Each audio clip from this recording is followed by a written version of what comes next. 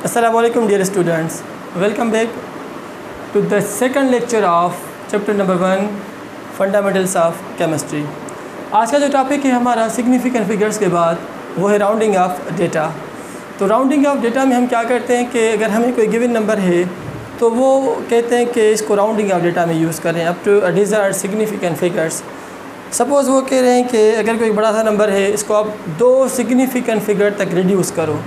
तो बात यहाँ पे बहुत एक इम्पोर्टेंट कि राउंडिंग ऑफ डेटा हम क्यों करते हैं, नंबर को एक्सपेंड करने के लिए या उसको कम करने के लिए, रिड्यूस करने के लिए। तो it is a way to reduce a very large number up to desired significant figures. Definition में इसके लिख रहा हूँ कि it is a way to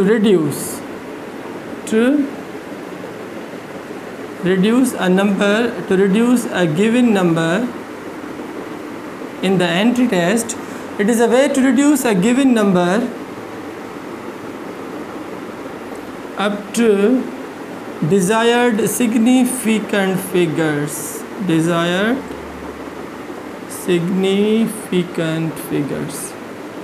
तो इससे पहले मैंने आपको पढ़ाया था सिग्निफिकेंट फिगर्स क्या होते हैं इन डिटेल में।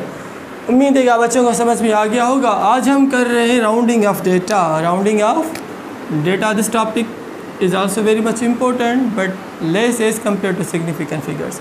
तो it is a way to reduce. क्या करेंगे बच्चे, यहाँ पे हम रिड्यूस करेंगे एक बड़े से नंबर को up to desired significant figures. उनकी मर्ज़ी है 2 डिजिट तक, 3 तक, 4, 5, वो एग्जामिनर की मर्ज़ी होती है कि कहाँ तक उसको रिड्यूस करने के लिए हमें कहे। ठीक है बच्चे, तो इसके भी कुछ रूल्स होते हैं।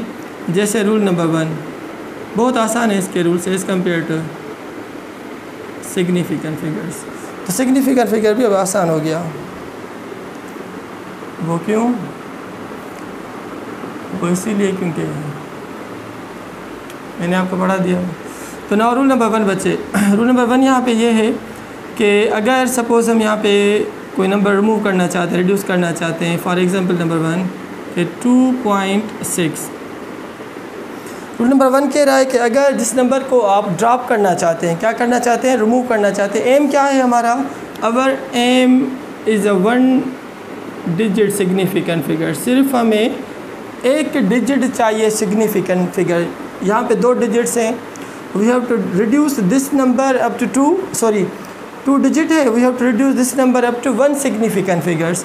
तो बच्चे जिस नंबर को हम रिड्यूस कर रहे हैं, ड्रॉप कर रहे हैं यहाँ से, if a number to be dropped is greater than 5, अगर 5 से ज़्यादा है तो जो नंबर रिटेंड हो जाता है, बच जाता है, उसके अंदर हम 1 ऐड करेंगे। डेफिनेशन में आपको बता रहा रूल नंबर 1 की, if a number to be dropped is greater than 5 then drop it and add 1 to the next digit. 2 + 1 will be equal to 3। दूसरा अगर मैं इसका एग्जाम्पल लिखूँ, सपोज़ 3.7 को रिमूव करना है, 1 डिजिट आंसर हमें चाहिए। ठीक है बच्चे, तो 7 क्या है, 5 से ज़्यादा है, आप इसको ड्रॉप कर दो। ड्रॉप करने के बाद क्या होगा, जो रिमेनिंग जो बच जाता है उसमें 1 ऐड करेंगे, तो 3 + 1 इज़ इक्वल टू 4। बहुत आसान। ना रूल नंबर 2। रूल नंबर 2 का ये है बच्चे कि अगर 4.2, अब यहाँ पे जो नंबर हम ड्रॉप करेंगे वो 2 है क्योंकि हमें 1 डिजिट आंसर चाहिए। The number to be dropped is less than 5, just remove it and don't add 1 to the next digit. इसमें हम 1 जमा नहीं करेंगे, तो 4 वही सेम 4 रहेगा। इसका दूसरा एग्जांपल दे रहा हूँ, suppose 3.4। If a number to be dropped is less than 5 से कम है, आप इसको सिंपली बस ड्रॉप करो, इसमें 1 जमा नहीं करेंगे। 3 में 1 जमा हम नहीं करेंगे। This is the second rule of rounding off data. सवाल यहाँ पे ये है कि सर अगर खुद नंबर 5 आ जाए तो हम क्या करेंगे? उसका जवाब है कहाँ पर? इस रूल नंबर 3 में। जैसे सपोज़ 2.5 या 4.5।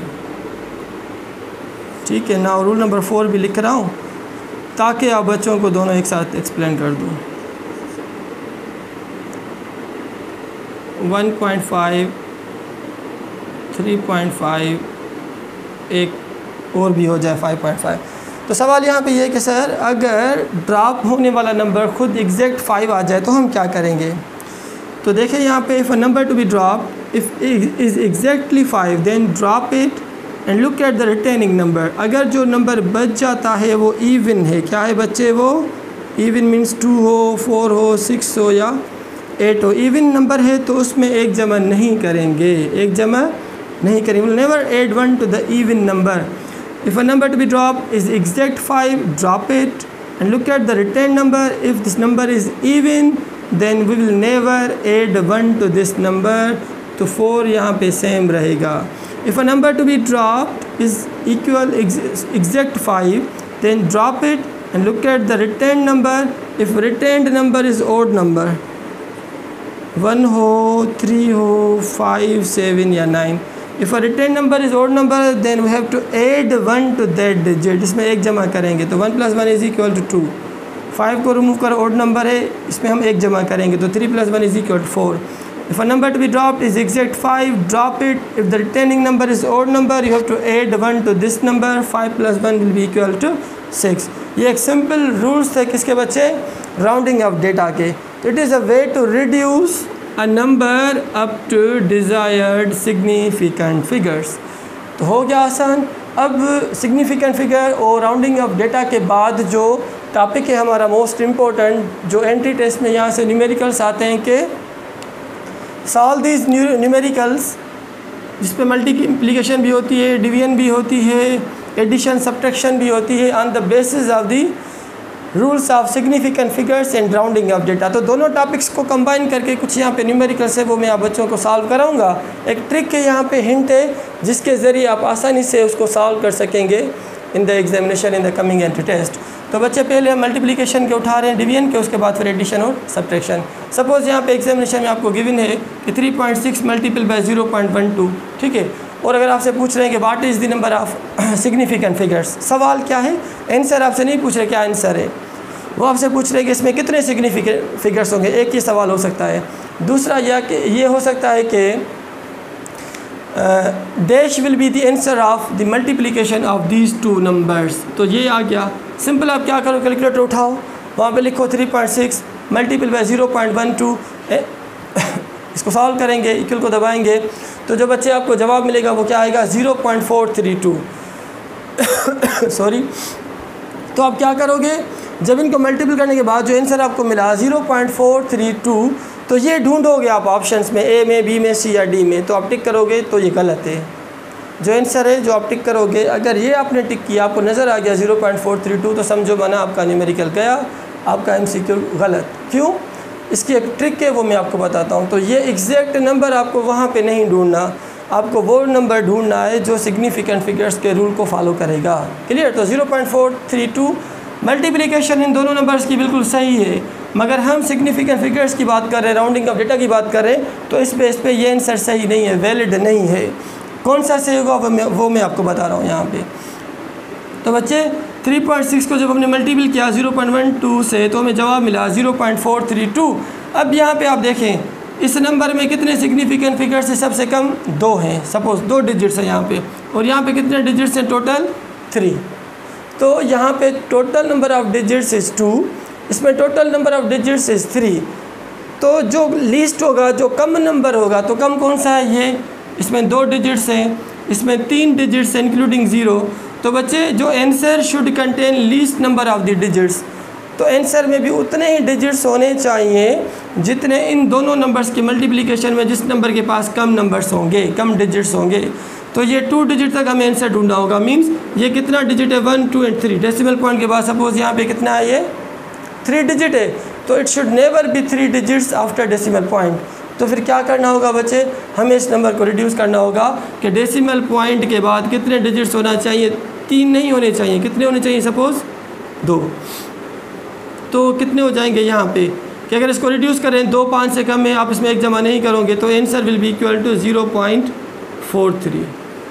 तो ऑप्शंस में आपको ए, बी, सी, डी में 0.432 को टिक नहीं करना, यू हैव टू टिक 0.43।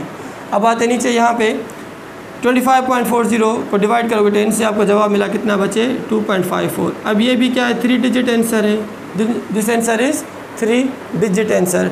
तो यहाँ पे 4 हैं और यहाँ पे 2 हैं, तो आंसर शुड बी 2 डिजिट। तो आप इसको भी राउंडिंग ऑफ डेटा में यूज़ करेंगे, रिड्यूस करेंगे इसको। 2.4 को आप रिमूव करो, क्या होगा बच्चे, 5 से कम है, रिमेनिंग नंबर में एक जमा नहीं करेंगे। तो 2.5 will be the correct answer जो आपको ऑप्शन में ढूंढना है। 2.54 डिवीजन सही है, मगर हमारे लिए केमिस्ट्री में जो करेक्ट ऑप्शन आपको सेलेक्ट करना होगा from the MCQs, that should contain 2 digits. इसमें भी 2 है तो यहाँ पे भी 2, यहाँ पे भी 2 डिजिट्स है, तो आंसर शुड बी 2 डिजिट्स। कहाँ पे? Specially for the case of multiplication and division. Multiplication division, जबकि एडिशन और सब्ट्रैक्शन में रूल चेंज हो जाएगा, ये रूल यहाँ पे नहीं लगेगा। अब वो मैं आपको बता रहा हूँ, जब हम एडिशन या सब्ट्रैक्शन करेंगे तो क्या होगा। यहाँ पे एडिशन हम कर रहे हैं 6 + 2 8 हुआ, 2 + 1 3 + 4 7, 3 + 1 4 + 0 = 4, 4.78। तो बच्चे यहाँ पे जवाब क्या होगा, जो ऑप्शन आप ढूंढोगे 4.78, तो एडिशन सही है, इसकी एडिशन सही है, मगर हमारे लिए जो आंसर हमें ढूंढना होगा वो 4.78 नहीं होना चाहिए। वो कितना भला होना चाहिए? अगर इन तीनों नंबर्स में डेसिमल पॉइंट के बाद, इस बात को सुने गौर से कि डेसिमल पॉइंट के बाद यहाँ पे 2 डिजिट्स हैं, यहाँ पे भी 2 डिजिट्स हैं डेसिमल पॉइंट के बाद, और यहाँ पे सिर्फ 1 डिजिट है। तो डेसिमल पॉइंट के बाद यहाँ पे सिर्फ 1 डिजिट है, तो this is very much important, इसी को हमें फोकस करना होगा। तो जब डेसिमल पॉइंट के बाद 1 डिजिट आंसर है, तो यहाँ पे भी हमें डेसिमल पॉइंट के बाद सिर्फ 1 डिजिट रखना होगा, 2 डिजिट्स हम नहीं रखेंगे। तो according to rounding off data, अगर जो नंबर हम यहाँ से रिमूव करना चाह रहे हैं, रिड्यूस करना चाह रहे हैं, वो 5 से ज़्यादा है, तो रिड्यूस करो, रिमेनिंग नंबर में 1 जमा करो। 8 को यहाँ से रिमूव करेंगे तो 1 इसमें जमा हो जाएगा, तो आंसर विल बी 4.8। ये हमारा करेक्ट ऑप्शन होगा। और अगर आप एंट्री टेस्ट में ये ऑप्शन 4.78 को टिक करोगे तो बच्चे गलत होगा आपका MCQ। तो ऐसे नहीं करना है MCQs या एंट्री टेस्ट में, इस तरीके से आपको सॉल्व करना है कि डेसिमल पॉइंट के बाद एडिशन और सब्ट्रैक्शन की बात हो रही है, मल्टीप्लिकेशन की बात नहीं हो रही। यहाँ पे टोटल नंबर्स को हम देख रहे थे, 2 तो 2, यहाँ पे भी 2 नंबर्स हैं तो 2, यहाँ पे टोटल फुल नंबर आ रहा था, यहाँ पे फुल नंबर नहीं आ रहा बच्चे, सिर्फ ये वाला पोर्शन आ रहा है कि डेसिमल पॉइंट के बाद अगर 1 डिजिट है तो डेसिमल पॉइंट के बाद सिर्फ यहाँ पे भी 1 डिजिट हमें राइट करना होगा। अब आते हैं सब्ट्रैक्शन की तरफ कि 14.26 में से अगर ये माइनस करेंगे तो 6, ये 1, ये पॉइंट, 4 में से 2 निकल गया तो 2 और ये 1, तो 12.16। आंसर क्या होना चाहिए, 12.16 या कुछ और। तो बच्चे यहाँ पे डेसिमल पॉइंट के बाद ये 0 तो नहीं है, सपोज़ कितने डिजिट्स हैं यहाँ पे, जस्ट 1। तो डेसिमल पॉइंट के बाद भी यहाँ पे 1 डिजिट है, तो answer should be how many digits, answer should be equal to how many digits बचे। यहाँ पे भी हमें 1 रखना होगा, तो 6 को आप रिमूव करोगे, 5 से ज़्यादा इसमें 1 जमा करोगे, तो answer will B how much, 12.2। तो ये हुआ इसका करेक्ट आंसर। तो significant figures, rounding off data, numerical based on significant figures rounding off data. जो मल्टीप्लिकेशन में कुछ मैंने आपको अलग बताया, डिवीजन में मैंने आपको कुछ अलग बताया, मल्टीप्लिकेशन, डिवीजन और एडिशन और सब्ट्रैक्शन में। तो बच्चे अगर आपको इसमें कोई सवाल क्वेश्चन है तो जाए मेरे YouTube चैनल के ऊपर, सरफराज केमिस्ट्री ट्यूटोरियल्स, वहाँ पे और भी मैंने वीडियोस आप बच्चों के लिए रखी है, स्पेशली जो आपकी एंट्री टेस्ट आ रही है उसके लिए। आज से थोड़ी हम स्पीड बढ़ा रहे हैं, थोड़ा आगे जा रहे हैं, फास्ट जा रहे हैं, ज़्यादा से ज़्यादा वीडियोस हम रखें ताकि आप बच्चों को वो काम मार्क्स सके before your entry test examination. तो kindly do subscribe, like my YouTube channel Sarfaraz chemistry tutorials, अगर आप बच्चों को केमिस्ट्री मेरी समझ में आ रही है। ताकि सब्सक्राइब करने का बड़ा फ़ायदा बच्चे ये होगा कि जब कोई नई वीडियो बनाऊंगा, अपलोड करूंगा, किसी भी टाइम अपलोड करते हैं हम टीचर्स, तो आपको जल्दी वो उसका मैसेज इंडिकेशन आ जाएगा, तो उसी टाइम आप उस वीडियो को अच्छे तरीके से देख सकते हैं, लर्न कर सकते हैं और आगे जा सकते हैं, आपकी अपनी एंट्री टेस्ट की तैयारी कर सकते हैं। तो बच्चे आज का टॉपिक यहाँ पे ख़त्म हुआ। इंशाल्लाह इसके बाद जो हम कमिंग टॉपिक पढ़ेंगे वो होगा एक्सपोनेंशियल नोटेशन और उसके बाद mole and Avogadro number. Thank you very much.